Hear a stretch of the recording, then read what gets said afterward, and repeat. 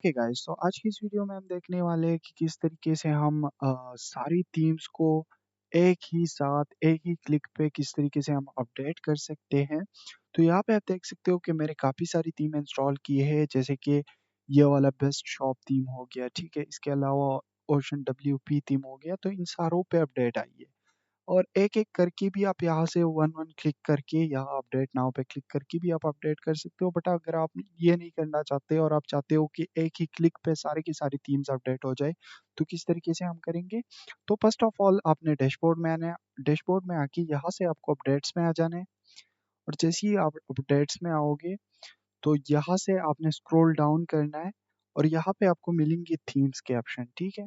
यहाँ पे आप देख सकते हो कि थीम्स के ऑप्शन आपको मिल रहे हैं। जितनी भी अपडेट्स आई होंगी, तो आपने यहाँ से सारों को सेलेक्ट करना है। उसके बाद अपडेट्स थीम पे क्लिक कर देना है, और एक ही क्लिक में आपके सारी थीम्स जो कि अपडेट होना स्टार्ट हो जाएंगी। यहाँ पे अब अभी आप देख सकते हो अपडेटिंग स्टार्ट हो गई है कि बेस्ट जो थीम है वो भी अपडेट हो गया।